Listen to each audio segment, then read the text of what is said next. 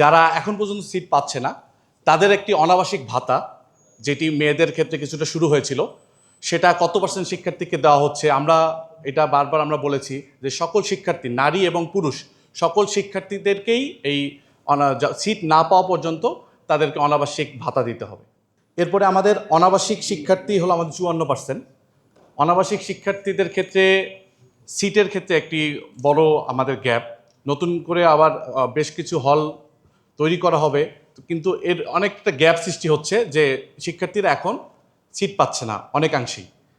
আমি পার্সোনালি এমন শিক্ষার্থীকেও চিনি যে নিজের জমি বিক্রি করে ভর্তি হয়েছে এবং বিভিন্নভাবে মানুষের মাঝে টাকা সংগ্রহ করে বিশ্ববিদ্যালয়ে ভর্তি হয়েছে, কিন্তু সিট পাচ্ছে না। এই রকম শিক্ষার্থীর সংখ্যা কিন্তু নিতান্তই কম না। তাহলে এই শিক্ষার্থীরা কোথায় থাকবে, কিভাবে তার পড়াশোনা খরচ চালাবে? তো এই জন্য সিট সংক্রান্ত বিষয়ে আমার মনে হয় যে খুব ক্লিয়ার আউটলাইন থাকা দরকার, এবং যারা এখন পর্যন্ত সিট পাচ্ছে না তাদের একটি অনাবাসিক ভাতা, যেটি মেয়েদের ক্ষেত্রে কিছুটা শুরু হয়েছিল, সেটা কত পার্সেন্ট শিক্ষার্থীকে দেওয়া হচ্ছে। আমরা এটা বারবার আমরা বলেছি যে সকল শিক্ষার্থী, নারী এবং পুরুষ সকল শিক্ষার্থীদেরকেই এই সিট না পাওয়া পর্যন্ত তাদেরকে অনাবাসিক ভাতা দিতে হবে।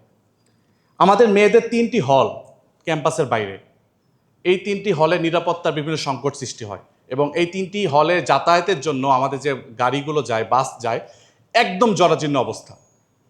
এবং মাননীয় উপাচার্য মহোদয়কে আমি একটু বলবো, আপনি যদি একটু একবার যে দেখেন, গাড়ির উপরে উঠলে ফুটো আছে, এই ফুটো দিয়ে নিচ দিয়ে রাস্তা দেখা যায়, এমনই ভয়ানক অবস্থা। তো এই আমাদের শিক্ষার্থীরা তারা এই বাসে করে যাতায়াত করতেছে। আমরা দীর্ঘ বছর বিশ্ববিদ্যালয়ে কোনো বাস কিনছি না, ফিটনেস নাই, 30 বছর 35 বছর আগে বাস কেনা, সেই বাসগুলো এখনো চলছে। তো এইভাবে আমরা শিক্ষার্থীদের জীবনকে হুমকির সম্মুখীন করছি কিনা। এবং এবং আরেকটি বিষয়, আমাদের মেয়েদের 3টি হলের পাশাপাশি আমাদের আইলেটের শিক্ষার্থীরাও বাইরে থাকে, সুলতানা কামাল হোস্টেলের শিক্ষার্থীরা আছে। এবং আমি আরেকটা বিষয় একটু অ্যাড্রেস করতে চাই যে মাননীয় সিনেট সদস্য এবং খায়রুল কবির খোকন এমপি মহোদয়, উনিও দলীয় শিক্ষক নিয়োগ দলীয় বিবেচনা যে নিয়োগের বিষয়ে অনেক কথা বলেছেন, এবং আমাদের সম্মানিত স্যার কামরুল হাসান স্যারও বলেছেন শিক্ষক নিয়োগের নীতিমালার বিষয়। আমি মনে করি যে এটা একটা সুনির্দিষ্ট একটা নীতিমালা থাকা দরকার, শিক্ষক নিয়োগ পদ্ধতি, এবং 3-4 স্তরে যে কথাগুলো আসছে, এই প্রত্যেকটা স্তর ভিত্তিক নিয়োগের ক্ষেত্রে স্বচ্ছতা রাখা দরকার।